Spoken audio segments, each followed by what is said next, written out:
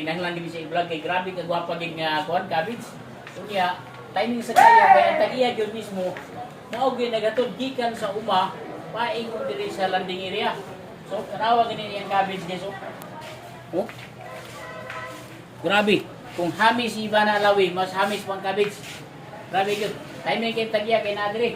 Ato ni siya pangutanon karon ug yun sa niya pag hamumang yang cabbage. Boss Timothy. Si Boss Timothy din na siya day.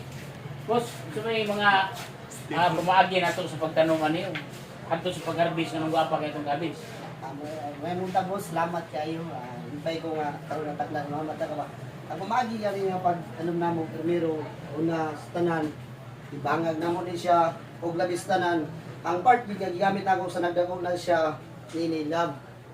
Tungod kay mag-base mangud kag love is kailangan ampingan na tanan ni anawa. Priority nimo matag oras na gid kay higayon sa iyang lantawon. Og ang sikreto namo ani nganong gwapa gid kay ni siya. Tungod kay naman sa kuha ang love ani is kung mag-spray mi is kanang kadlawon yun dili gid mi kanang taas na nga adlaw kay ngano dili imo maupsan ang nibisita ni anak na ingon nga pwede mo dagmal sa imong kalamnon. So dako ang kalipay kay sa mong gihimo nga usa nga eksperimento mo ni ang pinaka mo ang resulta guys ingani siya dili gid siya nga ingon makaingon ka nga diado kun dili ganansyado. Kay di ni ana na kay gug presyo og lawas na nalipay sa nga atong mga kaigsunan mo ay nakakuha niini nga mo ilang ni kinahanglan. So ang tanan tagay lang every 3 weeks every week katulog yung mag-spray. Tagay gyud kanang ilab ninyo yung mga talamnon so mahimo nga mabot ang panang successful mo mayo ang inyong maani. Dili gyud mo matubsan sa ingani. Busa guys, akong agit sa taga Merayon, taga ipagtagad og ilabin yung mga kalamnon diin. Ana gid mo abot yung makita niyan. May buntag sa tanan. So salamat kayo Mr. Timothy din na siya. Salamat kayo So, sir. nakita na to nga ang butong line yun is love yun. Oh, love yun. Oh. So tungod sa love guys sa gugma, guwapa kay ang cabbage. Mo ni siya, mo na nakakuha ta karong 1,000 kilos. Ato ni siyang i-ship paingon sa Visayas area. Kay grabe gyud ka guwapa.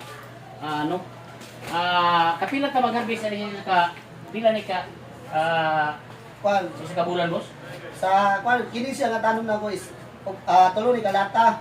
Pero kada semana katulo ko harvest ni kay ngano dili na ako bidlaon kay ngano kinahanglan naman ko sa akong mga tao sa ilang makaya lang.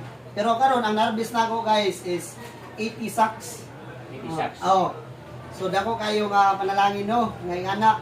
Ug labaw sa tanan pag natay talang nun sentro gyud ang Ginoo dili ginato mo na pinaka-best niya to nga buhat sa kuha. Men. So salamat kayo. Shout out tayo sa nagtanan nagtanong og mga utanon kinahanglan ang pinga na to para win-win maguni siya. Guwapo ang among pagkumpra sa pag-deliver na mo dito sa Visayas ba or dapit nga lugar. Pagdawat sa nila guwapa sa nilang madawat. So dili ta makansyawan sa itong produkto. So salamat kayo Sir Timothy. Salamat sa sir, may buntag. Okay, may buntag tanan. Buntag guys. May buntag.